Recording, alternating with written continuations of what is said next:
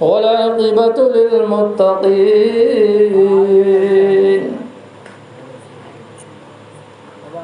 والصلاة والسلام على سيد المرسلين أما بعد فأعوذ بالله من الشيطان الرجيم بسم الله الرحمن الرحيم ما يلفظ من قول إلا لديه رقيب عتيد قال النبي صلى الله عليه وسلم كلمتان حبيبتان إلى الرحمن خفيفتان على اللسان ثقيلتان في الميزان سبحان الله وبحمده سبحان الله العظيم صدق الله العظيم ونحن على ذلك لمن الشاهدين والشاكرين والحمد لله رب العالمين. شاعر کہتا ہے یاد رکھ ہر آن آخر موت ہے،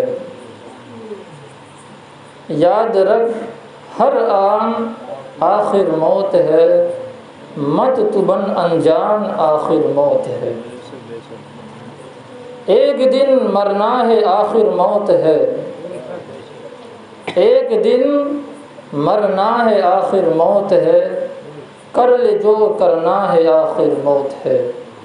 اور بارہا علمی تجھے سمجھا چکے، بارہا علمی تجھے سمجھا چکے، مان یا مت مان آخر موت ہے، مان یا مت مان آخر موت ہے. شاعر نے 3 شعروں کے اندر اتنا کچھ کہہ دیا ہے، اگر انسان غور کر لے تو اپنی زندگی کے اندر تبدیلی پیدا کر سکتا ہے. میں کچھ عرض کروں محبت اور عقیدت کے ساتھ. ساری کائنات کے مرکز عقیدت، جمیلوں میں اجمل، شریفوں میں اشرف، مصطفیٰ جان رحمت صلی اللہ علیہ وسلم کی بارگاہ میں درود پاک پڑھ لیں. اللہم صلی علی سیدنا و مولانا محمد وبارک وسلم صلاۃ و سلام علیک یا رسول اللہ صلی اللہ تعالی علیہ وسلم. 2-3 اشعار آپ کی سماعتوں کے حوالے محبتوں کے ساتھ سماعت کریں. اور وہ شعر بھی کیا ہیں، آخرت کی یاد دلاتے ہیں اور ہمیں اپنے باطن اور گناہوں سے پاک ہونے کی ہمیں دعوت فکر دیتے ہیں.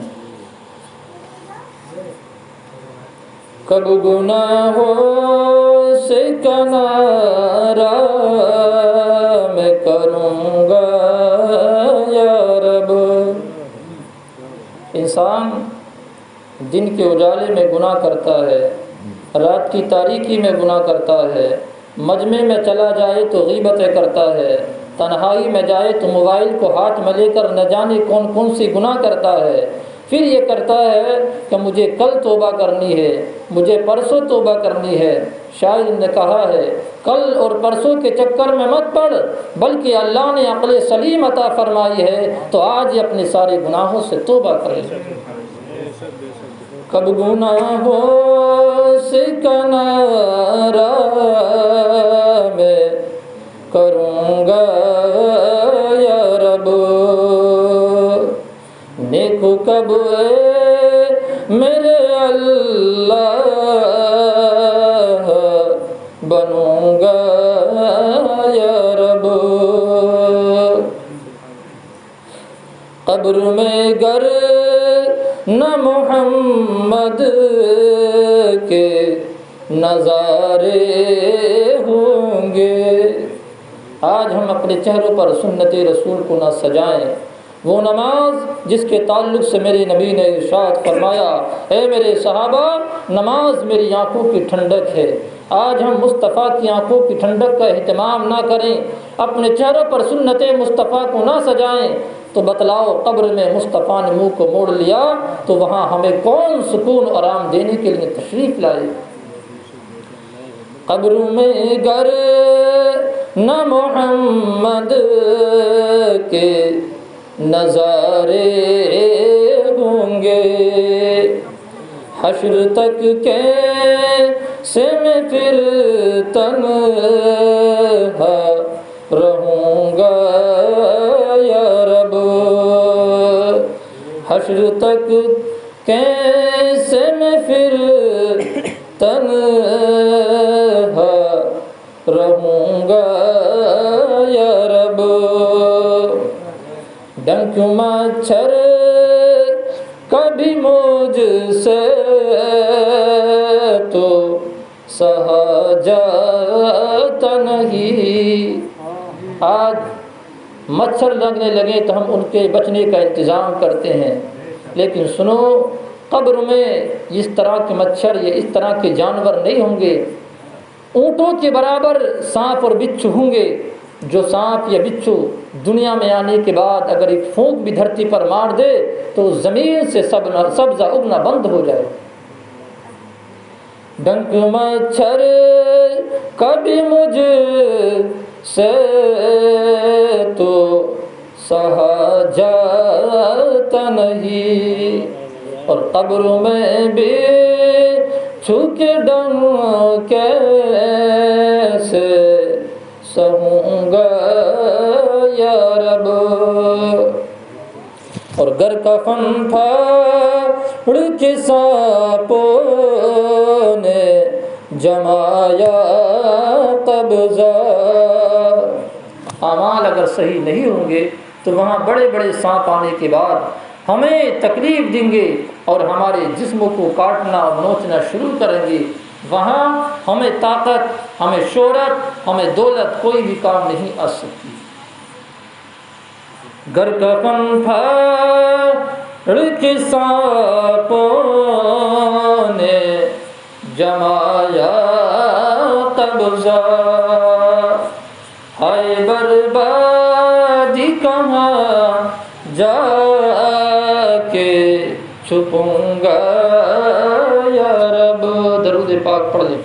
اللہم صلی علی سیدنا و مولانا محمد وبارک وسلم، صلاۃ و سلام علیک یا رسول اللہ صلی اللہ تعالی علیہ وسلم۔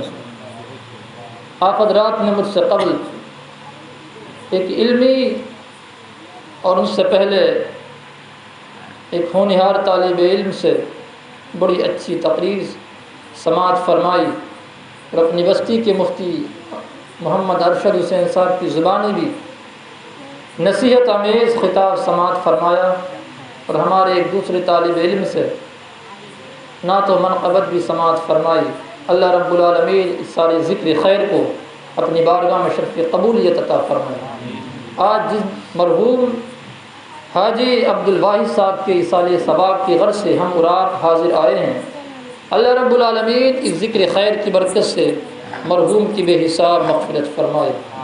چند منٹ میں گفتگو کروں گا، آپ حضرات توجہ کے ساتھ سماعت کریں، کچھ سمجھ میں آ جائے تو عمل کرنے کی کوشش کریں۔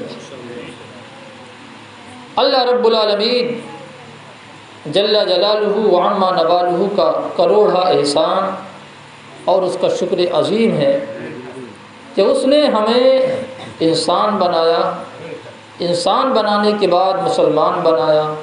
اس پر کرم بالائے کرم یہ ہے اس نے اپنے حبیب کا امتی بنایا۔ ہمارے پاس کچھ ایسی اللہ کی نعمتیں ہیں جو نعمتیں انسان کو زندگی میں ایک بار مل جاتی ہیں تو پھر ہاتھ سے جانے کے بعد دوبارہ واپس نہیں آتی۔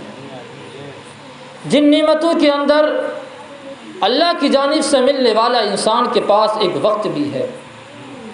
اگر کوئی انسان 40 دن اللہ کی بارگاہ سے لے کر کے آیا ہے، ایک دن اس کا گزر گیا، اب اس کے پاس، اس کے ہاتھ میں 39 دن بچے۔ اگر انسان یہ چاہے میں اپنے گزرے ہوئے ایک دن کو اپنی دولت کے ذریعے، اپنی شہرت کے ذریعے، اپنی طاقت کے ذریعے دوبارہ واپس لانا چاہوں، ہرگز نہیں لا سکتا۔ یہ انسان کوئی بھی ہے، ہماری زندگی کے سال گنے ہوئے ہیں، ایام، مہینے گنے ہوئے ہیں، سچائی تو یہ ہے ہماری سانسی اللہ رب العالمین نے گن کر ہمیں دنیا میں بھیجا۔ اسی طرح اللہ رب العالمین دنیا میں انسان کو بھیجنے کے بعد والدین جیسی عظیم دولت بھی ایک مرتبہ عطا فرماتا ہے۔ جب یہ ہاتھ سے چلی جاتی ہیں تو پھر یہ واپس نہیں آ سکتی۔ مکان انسان خرید سکتا ہے، دکان بنا سکتا ہے، کاروبار چلا سکتا ہے، جائیداد خرید سکتا ہے، دنیا کے مال اور متاع کو خرید سکتا ہے، مکان توڑنے کے بعد اثرنو اچھا سے دوبارہ بنا سکتا ہے، لیکن انسان کو کبھی بھول میں نہیں رہنا چاہیے، انسان کو ہمیشہ غور و فکر کرنا چاہیے۔ اللہ نے مجھ کو والدین ماں باپ کی شکل میں جو ایک عظیم نعمت عطا فرمائی، یہ دولت اتنی عظیم ہے جو مارکیٹ میں نہیں ملتی، کسی چوراہے پر نہیں ملتی۔ اللہ رب العالمین اگر دیتا ہے تو فری میں دے دیتا ہے، اور جب واپس لے لیتا ہے تو پھر دولت کے ذریعے بھی نہیں دیتا۔ اور یہ اتنی عظیم دولت ہے، اس کی قدر تب ہوتی ہے جب انسان کے پاس سے یہ نعمت اور دولت چلی جاتی ہے۔ گھر کے اندر سارے عیش و آرام کے سامان مہیا ہیں، نہیں ہے تو والدین جیسی نعمت نہیں ہے، تو سمجھ لینا ایسے گھر کے اندر خوشحالی نہیں آتی ہے۔ میں نے اللہ کے مقدس قرآن کی ایک آیت کو تلاوت کی، عرض فرماتا ہے ما یلفظ من قول الا لدیہ رقیب عتید۔ انسان جو کچھ بھی کلام کرتا ہے، جو کچھ بھی بات کرتا ہے، ایک فرشتہ اس کو نوٹ کر لیتا ہے۔ انسان اچھائیاں بولتا ہے تو اچھائیاں لکھ لیتا ہے، انسان گالیاں بکتا ہے تو گناہ کے رجسٹر میں درج کر دیتا ہے۔ انسان کی ذمہ داری بنتی ہے اپنے اعمال کو سیاہ کرے یا اپنے اعمال کو کارآمد کرے۔ اللہ رب العالمین نے قرآن میں ارشاد فرمایا ہم جو بھی کلام کریں، اس لیے انسان زبان سے ہی زیادہ گناہ کرتا ہے۔ اللہ رب العالمین نے اس گناہ سے بچنے کے لیے انسان کو فکر دی، اے میرے بندے میں نے تجھ کو عقل بھی دی ہے، میں نے تجھے قرآن بھی عطا فرمایا، تو قرآن کو پڑھنے کے بعد اپنی آخرت کی تیاری کر اور اپنی زبان کو صحیح طریقے سے استعمال کر۔ یہی زبان ہے انسان، اس کے ذریعے کسی کے دل کو جیت لیتا ہے، اسی زبان کے ذریعے اللہ کی رضا کے سامان کر لیتا ہے، اسی زبان سے قرآن پڑھ سکتا ہے، اسی زبان سے نعت پڑھ سکتا ہے، اسی زبان سے کلمہ طیب کا ورد کر سکتا ہے، اگر چاہے تو اسی زبان سے کسی کو گالی دے سکتا ہے، اسی زبان سے گانا گا سکتا ہے، اسی زبان سے غلط کام کر سکتا ہے۔ لیکن سنو، انسان غلط فہمی میں مبتلا نہ رہے۔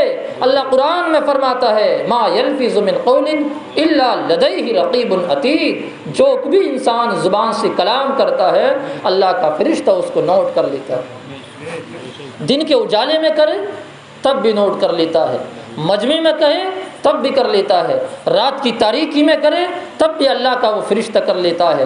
اور یہ بھی سچائی ہے ہم غفلت میں رہیں لیکن اللہ نے اپنے فرشتوں کی جو ڈیوٹی لگائی ہے وہ نہ دن کے اجالے کو دیکھتے ہیں نہ ہی رات کی تاریکی پرواہ کرتے ہیں، بلکہ اللہ نے جو حکم دیا ہے اس حکم پر وہ مکمل عمل کرتے ہیں۔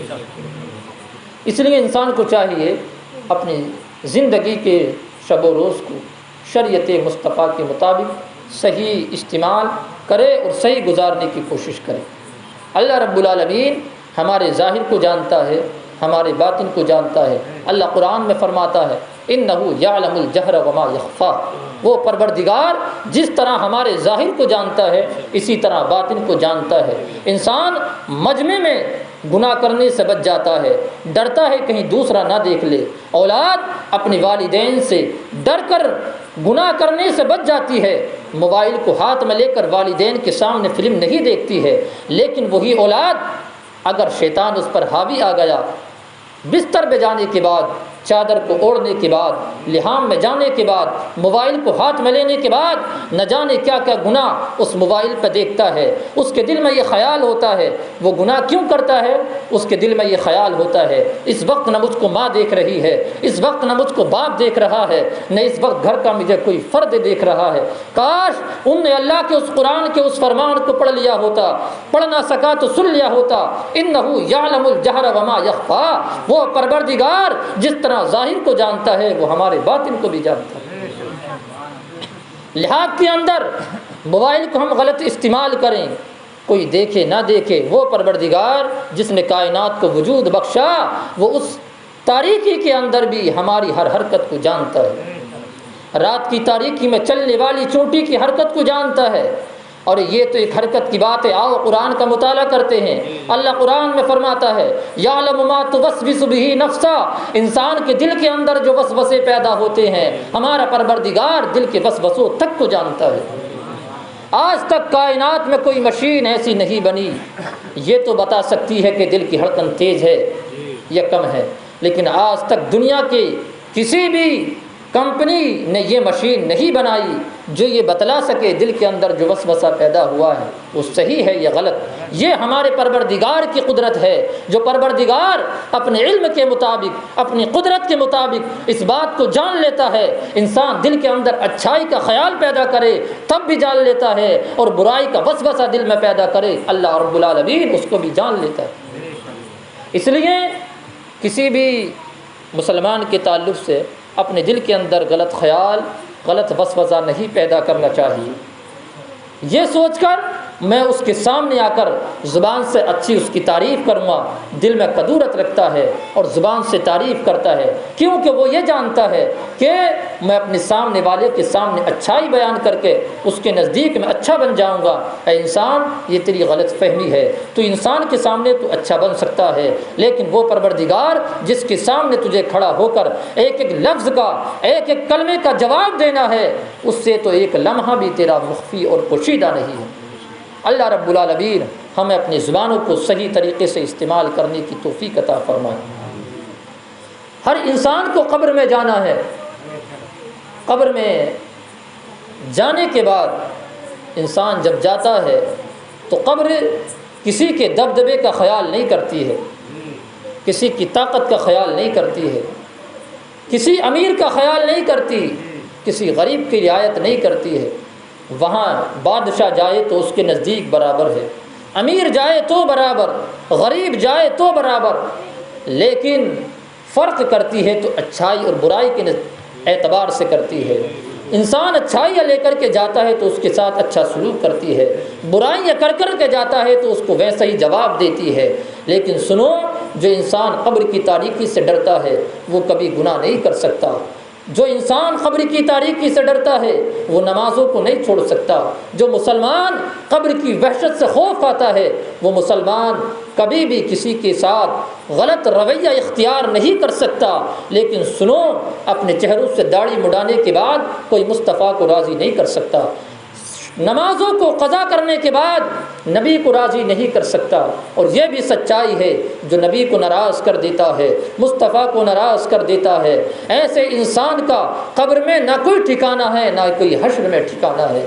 لیکن جو مسلمان نبی کو راضی کر کر کے جاتا ہے، اللہ کو راضی کر کے جاتا ہے، شریعت مصطفیٰ کے مطابق اپنے شب و روز کو گزارنے کے بعد جاتا ہے، تو اعلیٰ حضرت علیہ رحمت و رضوان ارشاد فرماتے ہیں قبر میں لہرائیں گے تا حشر چشم نور کے، جلوہ فرما ہوگی جب طلعت رسول اللہ کی۔ ایسا مسلمان جو اپنی زندگی کے شب و روز کو شریعت کے مطابق گزار کر چلا جاتا ہے، ایسے مسلمان کو اللہ رب العالمین اپنے حبیب کا دیدار نصیب فرماتا ہے، اور جس قبر میں مصطفیٰ کی زیارت ہو جائے ایسی قبر جنت کا باغ بن جاتی ہے۔ اللہ رب العالمین مجھے آپ کو قبر اور حشر کی تیاری کی توفیق عطا فرمائے۔ لیکن ساتھ ہی ساتھ میں نے سرکار کا ایک فرمان جو آج ہمارے لیے بڑا قابل عمل ہے، حضرت عبادہ بن ثابت رضی اللہ تعالیٰ عنہ اس حدیث کے راوی ہیں۔ جنت میں جانا کون کون چاہتا ہے؟ میں سمجھتا ہوں اگر سوال کیا جائے تو ایک بھی ایسا نہیں ہوگا جو یہ نہیں چاہتا کہ میں جنت میں نہیں جانا چاہتا ہوں، سبھی جنت میں جانا چاہتے ہیں۔ انسان کاروبار کے نسخے تلاش کرتا ہے، آئے دن ہمارے پاس بھی آتے رہتے ہیں، کاروبار نہیں چلتا، کوئی دم کر دیا جائے، نقش بنا دیا جائے، لیکن میری معلومات کے مطابق کوئی آ گیا ہو، ایک بھی ایسا نہیں آیا جس نے یہ معلوم کر لیا ہو کوئی ایسا عمل بتلا دیا جائے، کوئی ایسا نسخہ بتلا دیا جائے جس عمل کو کرنے کے بعد، جس نسخے کو استعمال کرنے کے بعد میں جنت کا حقدار ہو جاؤں۔ اس کا مطلب یہ ہے ہمارے نزدیک سب کچھ دنیا ہے، ہمارے نزدیک سب کچھ دنیا کا عیش و آرام ہے۔ آؤ میں ایک ایسا نسخہ بتلاتا ہوں جو کسی دنیا دار کا عطا کردہ نہیں بلکہ مدینے کے تاجدار کا عطا کردہ ہے۔ میرے نبی نے ارشاد فرمایا، اے میرے صحابہ، میں تمہیں سے 6 چیزوں کا وعدہ لیتا ہوں، جو 6 چیزوں پر عمل کر لے میں اس کے لیے جنت کی بشارت دیتا ہوں۔ صرف 6 چیزیں۔ نمبر 1، جب بات کرو تو سچ بولو، جب بات کرو تو سچ بولو۔ نمبر 2، کسی سے وعدہ کرو تو پورا کرو۔ نمبر 3، آپ کے پاس کوئی امانت رکھ دے تو اس کی امانت کی خیانت مت کرنا بلکہ اس کی حفاظت کرنا۔ نمبر 3، اپنی شرمگاہ کی نمبر 4 اپنی شرمگاہ کی حفاظت کرنا اور اپنی نگاہوں کو نیچے کرنا۔ اس کے علاوہ سرکار نے آخر میں فرمایا کسی مسلمان پر ظلم نہ کرنا۔ 6 باتیں ایسی ہیں، ان 6 باتوں سے جو مسلمان مرد ہو یا عورت محفوظ ہو جائے تو یوں سمجھ لو کہ وہ 6 لاکھ گناہوں سے محفوظ ہو جائے۔ عام طور سے یہ جوامع الکلم سے سرکار کا یہ فرمان ہے۔ ان 6 باتوں کے ذریعے انسان گناہ میں زیادہ مبتلا ہوتا ہے۔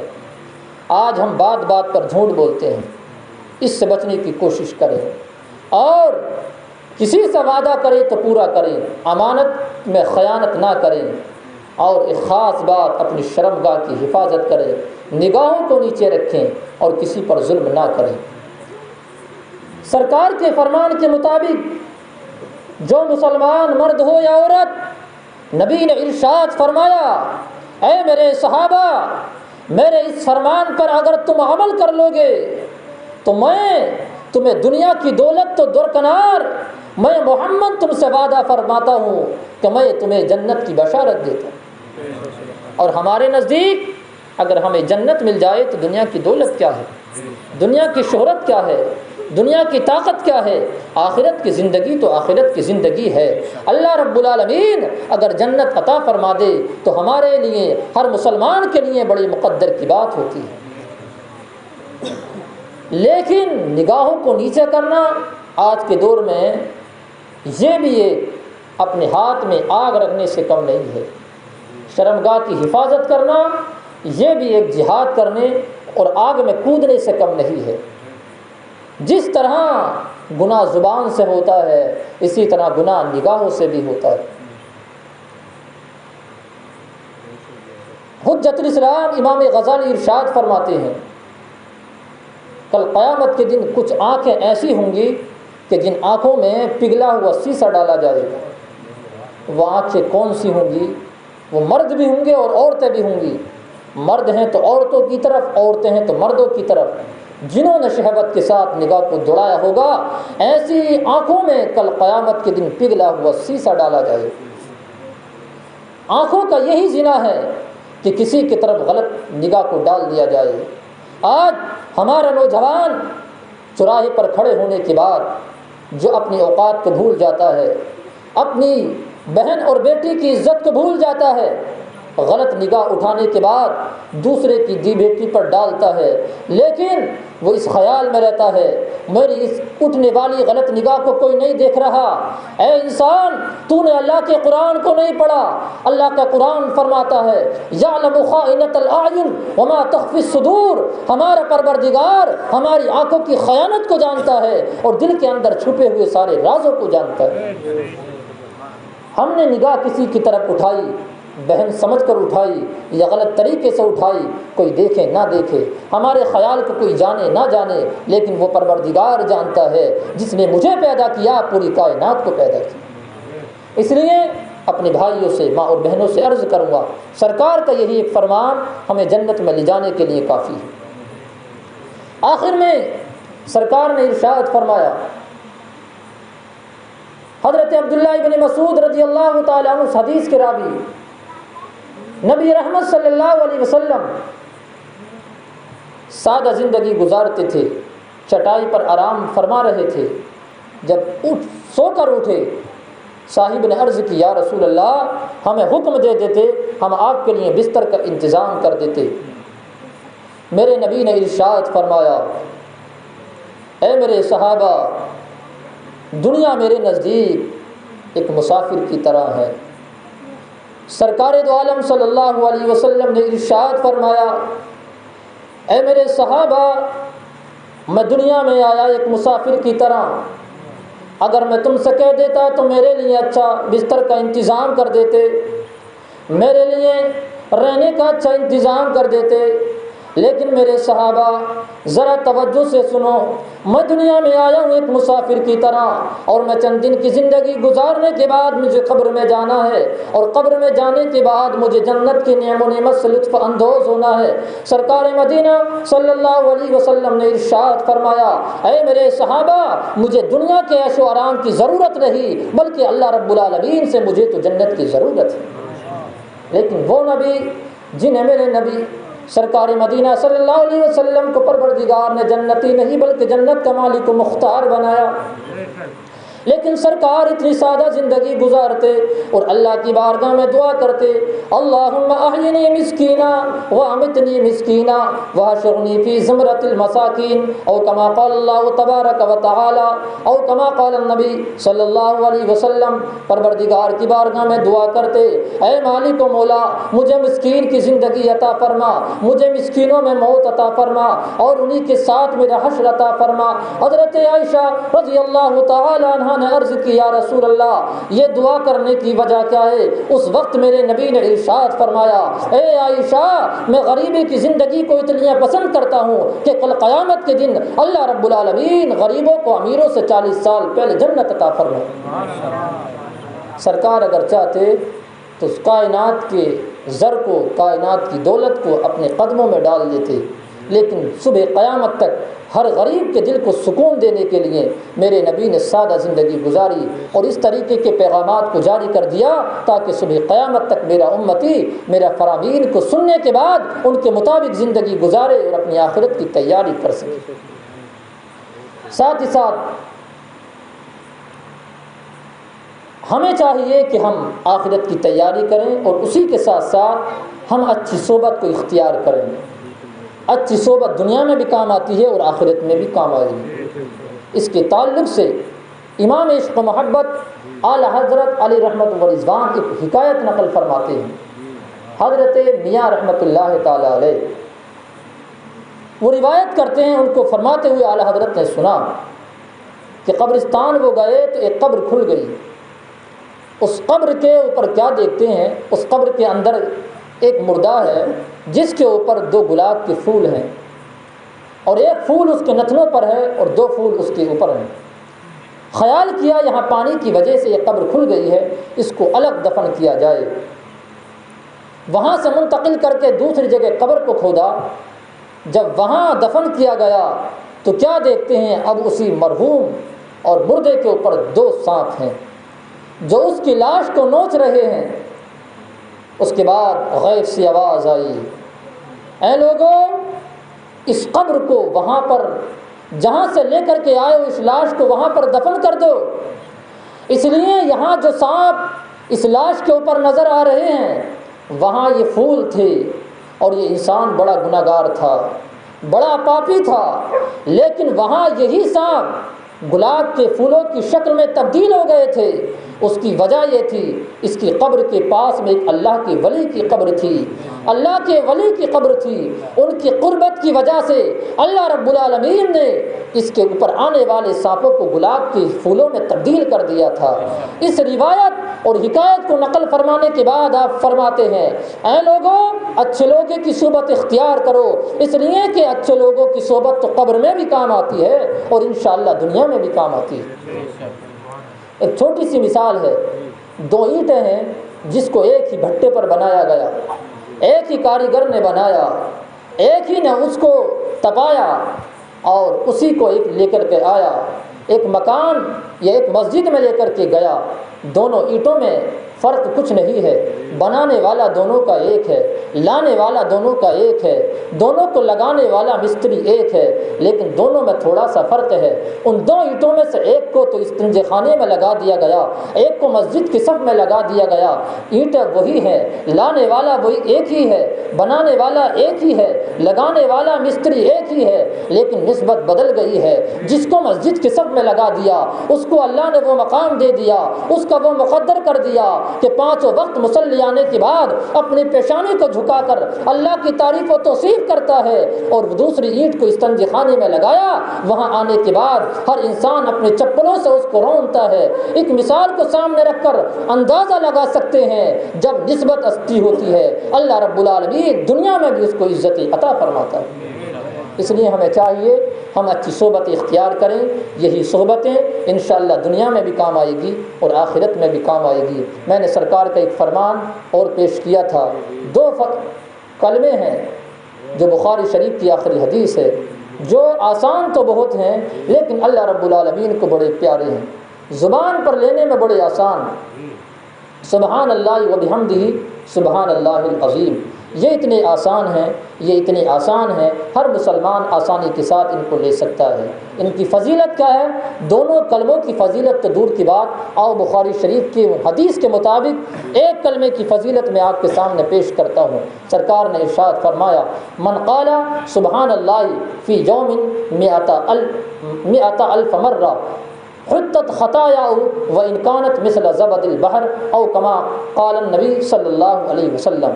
سرکار نے ارشاد فرمایا، جو مسلمان ایک دن میں 100 مرتبہ سبحان اللہ کہہ دیتا ہے، اللہ رب العالمین اس کے سارے چھوٹے گناہوں کو معاف فرما دیتا ہے، اگرچہ اس کے گناہ سمندر کے جھاگوں کے برابر کیوں نہ ہو۔ اللہ رب العالمین مجھے اور آپ کو آخرت کی تیاری اور آخرت کی فکر کرنے کی توفیق عطا فرمائے۔ یہ مجالسیں صرف اس لیے ہوتی ہیں یہاں آنے کے بعد ہم پیغام لے کر کے جائیں، اپنی زندگیوں میں تبدیلی پیدا کریں اور اپنے بچوں کی زندگیوں میں تبدیلی پیدا کریں، دین کے سپاہی بچوں کو بنائیں۔ اسی میں ہماری دنیا بھی کامیاب ہے اور ہماری آخرت بھی کامیاب ہے۔ مرنے والے محترم جناب دودھی عبدالواحد صاحب، جو آج سے تقریباً 40 دن پہلے اس گھر میں رہتے تھے، ان کے مشورے کے بغیر کوئی کام نہیں ہوتا تھا۔ ان کے بیٹے ان سے مشورہ لیتے تھے، کبھی کبھی ایسا بھی ہوتا ہوگا ان کی مرضی کے مطابق ہی کھانا بھی بنتا ہوگا، بچوں کا لباس بھی ان کی مرضی کے مطابق بنتا ہوگا، لیکن آج سارے اختیار ختم ہو گئے، سارے مشورے ختم ہو گئے، سارے اختیارات پر پانی پھر گیا۔ جب تک انسان کے سینے میں جان رہتی ہے سب اپنے رہتے ہیں، اس کا مشورہ بھی چلتا ہے، اس کا حکم بھی چلتا ہے، اس کی طاقت بھی مانی جاتی ہے، لیکن جیسے انسان کے سانس نکل جاتا ہے اپنے بھی پرائے ہو جاتے ہیں، انسان کا ساتھ دینے کے لیے تیار نہیں ہوتے ہیں۔ یہی تو وجہ ہے، حضرت سیدنا فضیل بن عیاض رضی اللہ تعالیٰ عنہ بیان فرماتے ہیں، کل قیامت کے دن ایک خاتون اپنے بیٹے سے ملے گی اور بیٹے سے کہے گی، اے بیٹا، میں وہی ماں ہوں جس نے 9 ماہ تک تجھے اپنے پیٹ میں رکھا، تیری غلاظتوں کو صاف کیا، اپنے جگر کا خون تجھ کو نوش فرمایا۔ اے بیٹا، میں تجھ سے ایک نیکی کی طلبگار ہوں، آج میرے نامہ اعمال میں ایک نیکی کی کمی ہے، تو وہ بیٹا جس کے لیے ماں نے رات کے آرام کو قربان کیا، سردی کی لمبی راتوں میں اگر وہ غلاظت کر دیتا تھا تو اس کی غلاظت پر خوش ہو کر اس کو اپنے سینے پر سلاتی تھی، اس کو 9 ماہ تک اپنے پیٹ میں اس کے بوجھ کو برداشت کیا۔ وہ بیٹا جواب دیتا ہے، اے والدہ، آج تو میں تجھ سے زیادہ محتاج ہوں، آج میں تجھے ایک نیکی نہیں دے سکتا۔ اندازہ کرو، وہ بیٹا جس کے لیے ماں نے اپنے آرام کو قربان کیا، اپنی زندگی کے شب و روز کو اس کی محبت میں قربان کیا، اپنے آرام کو اس کے لیے قربان کیا، آج وہی بیٹا اپنی والدہ کو ایک نیکی دینے کے لیے تیار نہیں۔ تو جب بیٹا نہیں دے سکتا تو ہم دوسرے سے کیا امید رکھتے ہیں؟ اس لیے ہمیں چاہیے ہم خود ایسے کام کر کے چلے جائیں، کوئی ہمارے لیے نیک اعمال کرے نہ کرے، ہمیں اپنے اعمال پر بھروسہ ہونا چاہیے کہ مرنے کے بعد یہ ہمارے کام آئیں گے۔ ہم خود غور کریں، ہمارے عزیز جو دنیا سے چلے گئے، ہم ان کے لیے کتنا کچھ کرتے ہیں، کتنا قرآن پڑھتے ہیں، ان کے لیے کتنے صدقات و خیرات کرتے ہیں۔ جب ہم دوسرے کے لیے نہیں کرتے تو ہمیں بھی اپنے لیے دوسرے سے امید رکھنے کی ضرورت نہیں ہے۔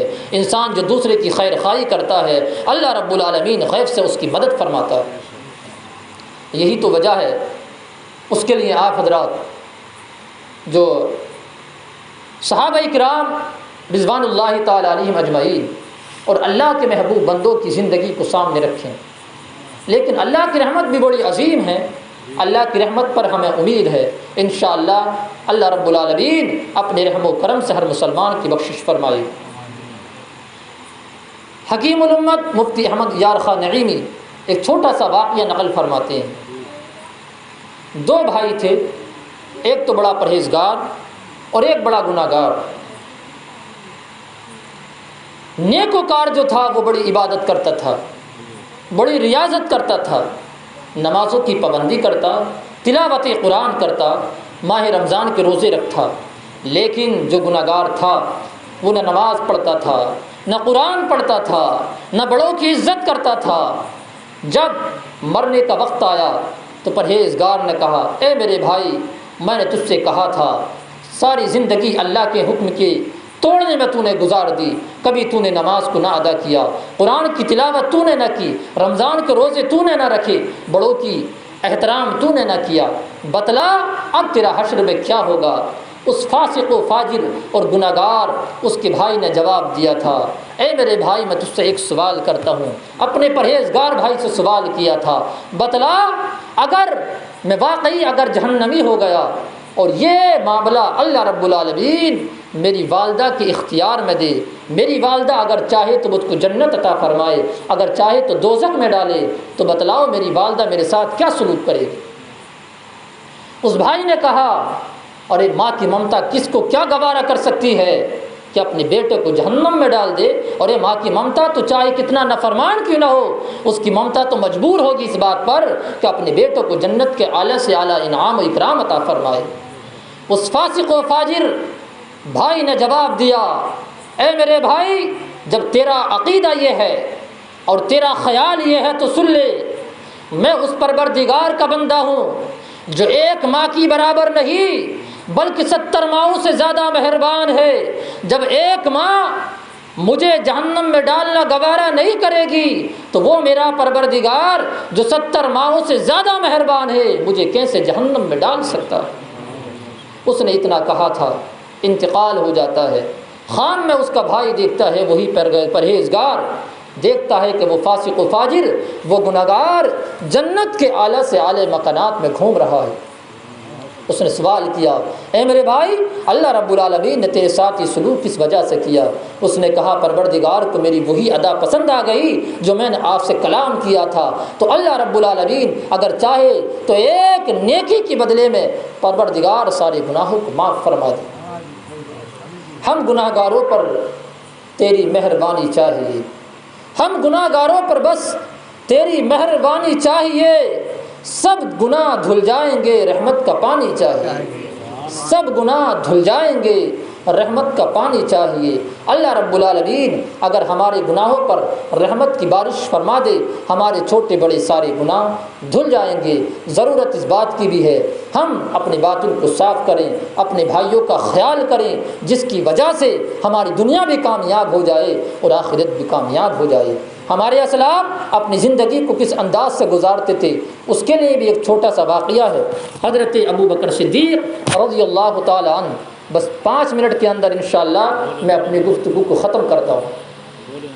حضرت ابو بکر صدیق رضی اللہ تعالی عنہ روزانہ مسجد میں جاتے تھے، اور جانے کے بعد حضرت علی رضی اللہ تعالی عنہ کی خواہش یہ ہوتی کہ میں حضرت ابو بکر صدیق سے پہلے سلام کروں، لیکن حضرت ابو بکر صدیق رضی اللہ تعالی عنہ موقع نہیں دیتے تھے حضرت علی رضی اللہ تعالی عنہ کو۔ ایک مرتبہ ایسا ہوا، آپ نے سلام نہیں کیا، حضرت علی رضی اللہ تعالی عنہ نے سلام تو کر لیا۔ اس کے بعد حضرت ابو بکر صدیق سے پوچھا، اے ابو بکر صدیق، میں آج سے پہلے بارہا میں نے آپ کو پہلے سلام کرنے کی کوشش کی، لیکن آپ نے کبھی مجھے سلام کرنے میں پہل کرنے کا موقع نہیں دیا، آج کیا وجہ ہے کہ مجھے سلام کرنے کا پہلے اتفاق عطا کر دیا؟ آپ نے ارشاد فرمایا، اے علی، میں رات سویا ہوا تھا، خواب میں نے دیکھا میں جنت میں گھوم رہا ہوں، میں نے پوچھا مجھے کس وجہ سے انعام ملا؟ بتلایا گیا یہ اس عمل کی وجہ سے جو آپ سلام کرنے میں پہل کرتے ہو۔ میں نے خیال کیا وہ عمل جس کی وجہ سے اللہ نے مجھ کو یہ جنت عطا فرمائی، میں کیوں نہ وہ عمل کا موقع اپنے بھائی کو عطا فرماؤں تاکہ میرا بھائی اس عمل کو کرنے کے بعد وہ بھی جنت کا حقدار ہو جائے۔ ہمارے اسلاف کی زندگی یہ ہوتی تھی۔ ہمارے اسلاف جو اپنے لیے پسند کرتے تھے وہی دوسرے کے لیے پسند کرتے تھے۔ جو میں نے اس سے پہلے اعلیٰ حضرت کے تعلق سے ایک حکایت عرض کی ہے، اچھی صحبت اختیار کیجئے، یہ دنیا میں بھی کام آئے گی اور آخرت میں بھی کام آئے گی۔ اور اپنے گریبان میں جھانکیے، دوسرے کی طرف انگلی اٹھانے سے پہلے ہمیں اپنی زندگی کے بارے میں غور کرنا چاہیے۔ واقعی ہم سامنے والے سے زیادہ نیکوکار ہیں، اس سے زیادہ پرہیزگار ہیں۔ انسان اگر یہ سوچ لے تو کبھی بھی دوسرے پر انگلی نہیں اٹھا سکتا۔ آج ہم اپنے اعمال کے بارے میں سمجھتے ہیں ہم بڑے پرہیزگار ہیں، ہم بڑے متقی ہیں، اور سامنے والے کو گناہگار خیال کرتے ہیں۔ یہی شیطان کا سب سے بڑا حملہ ہوتا ہے۔